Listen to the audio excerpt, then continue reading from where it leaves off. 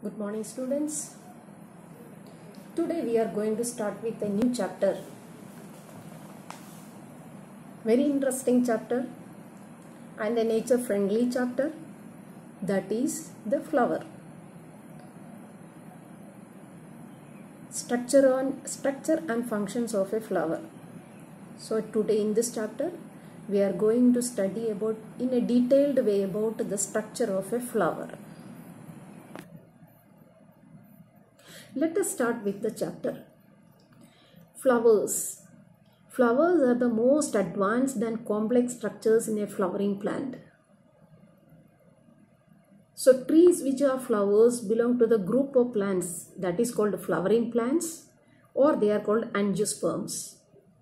Means non-flowering plant group is also there. So that group that is called gymnosperms, or they are called naked cedar plants. Plants, they are mainly two main groups, flowering plants and non-flowering plants. That means angiosperms and gymnosperms. Then what is a flower? A flower is a modified shoot in which leaves are modified into floral parts. So flowers are modified shoot region, you know. Each and every plant, it is having two parts, root system and shoot system. Root system below the soil, shoot system above the soil. So flower is a modified shoot. And in case of a flower, apical meristem changes it into floral meristem. Apical meristem. Apical meristem. Apical meristem means the tip of the stem. Here in this plant you can see the tip of the plant gradually changing it into a flower. Now buds are visible and buds are gradually changing it into a flower. So that is why apical meristem changes to floral meristem.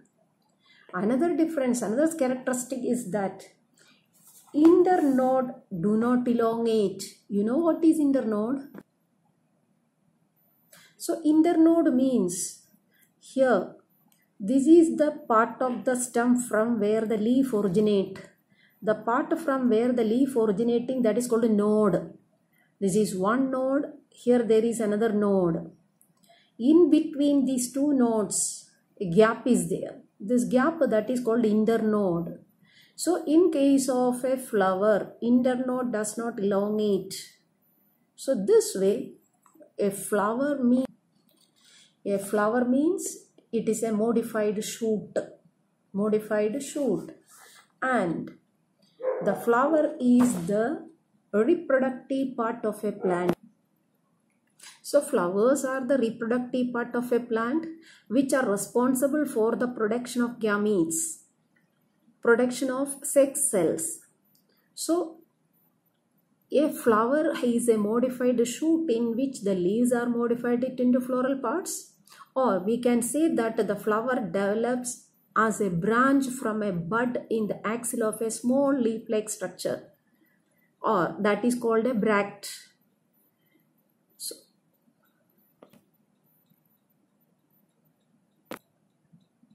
Now let us study about the structure of a flower. So this flower is a typical flower. It is a hibiscus flower or it is a shoe flower. Hibiscus plant, hibiscus flower. And here in this flower, it is a typical flower or it is a complete flower. Complete flower means all the floral parts are present. Whatever the floral parts that you are going to study, everything is present in this flower. That is why it is considered as a typical flower. Now, the holding part of the flower. This holding part of the flower, that is called a pedicel, or otherwise it is called a stalk.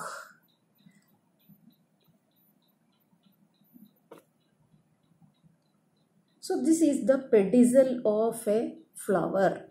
Holding part of the flower. It is otherwise called a peduncle. In some plants, only one pedicel bearing a single flower. This is an example. One flower, one pedicel. In some others, they have many branched stalk. But some flowers, they are without stalk. There is no such type of holding part. Such type of flowers are called sessile flowers. Some of them, they are having only one stalk. Some of them, they are branched.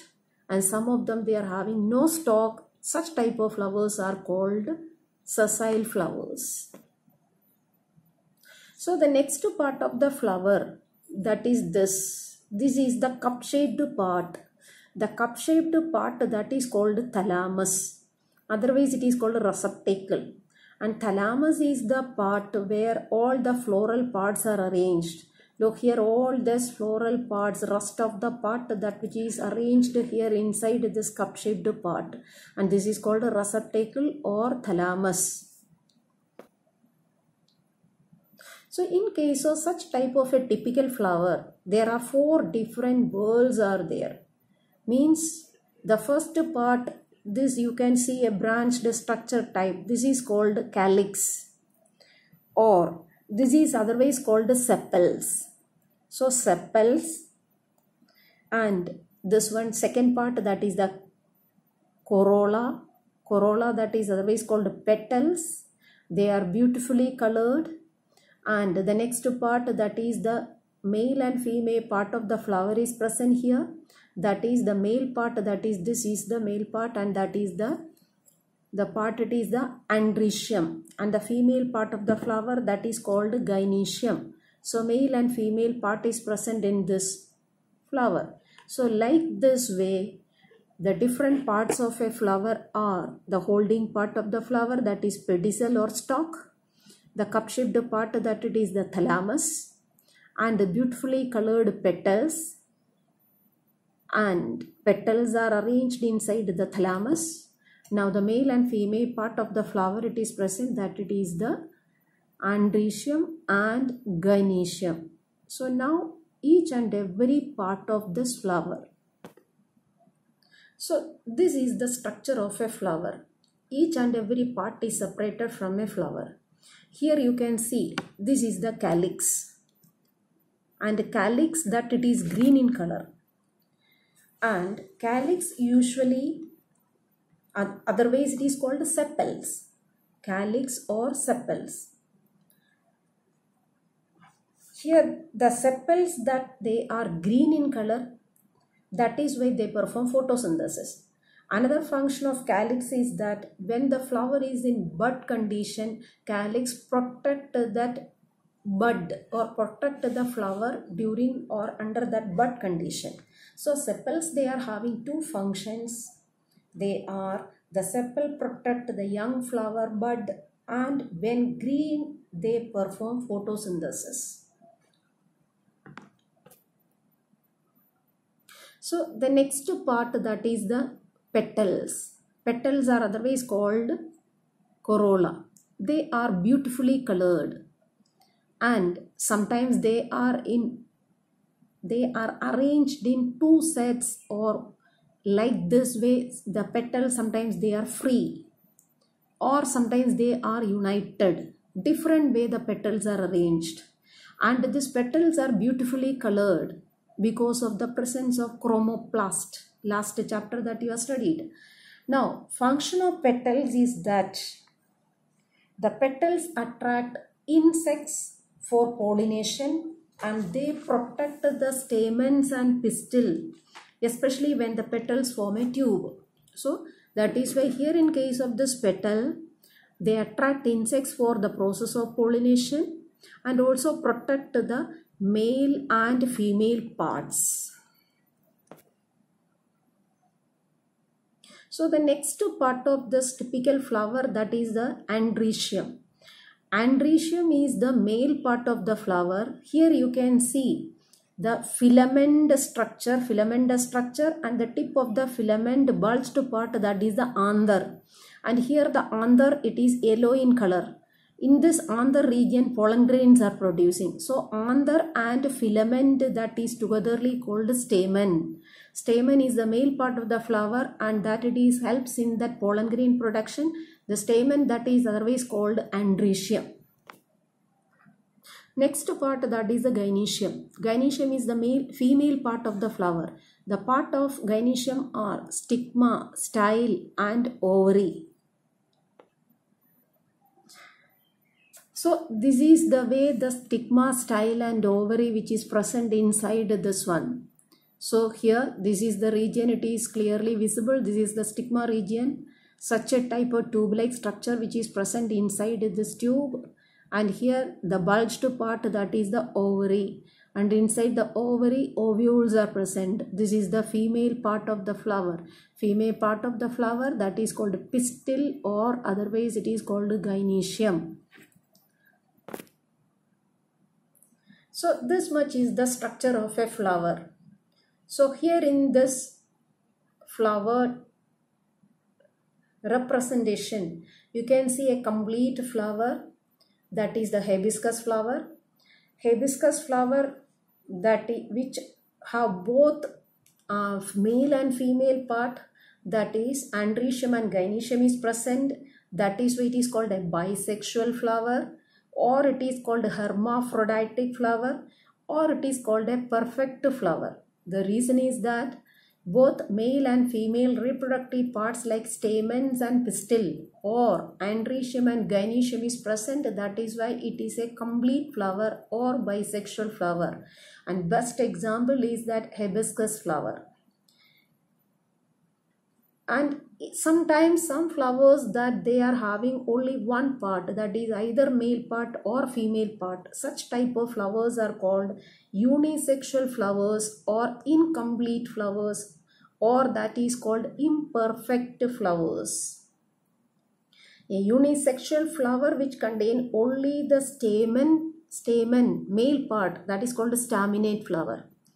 If a flower which contain only the female part, that is the pistil, it is called a pistillate flower. But there are some flowers, both male and female reproductive parts are missing. Such type of flower, that is called a neuter flower. Ray florets or sunflower, that is an example of neuter flower.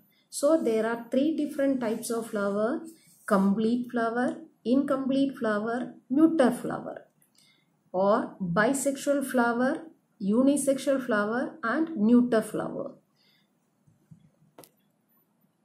So here today that I was explained about the structure of a flower, structure of a typical flower, that is bisexual flower, example hibiscus flower, different parts of a flower, pedicel, thalamus, petals, sepals, androecium, gynoecium, and each and every part and its functions.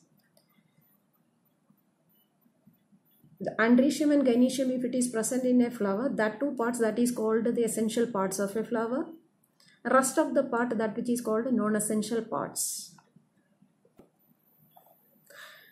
So this plant is bougainvillea plant. You are all familiar with this plant.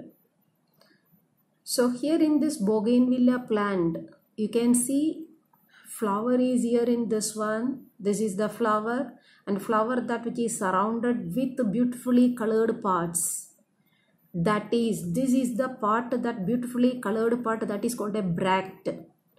When a flower arises in the axil of a leaf-like structure, that is called bract. So here in case of this flower is very small. That is why the bract, it's beautifully colored. So this is the bougainvillea plant, and it is having very small flowers, and the flowers that surrounded with the help of beautifully colored bracts. Another structure in case of a flower, here inside, that the base of the petals, at the base of the petals inside here, sweet liquid is present. That sweet liquid, that is called nectar, and this nectar attract insects, honeybees, such type of insects for pollination. So here in case of flowers, at the base of the flower, nectaries are also present.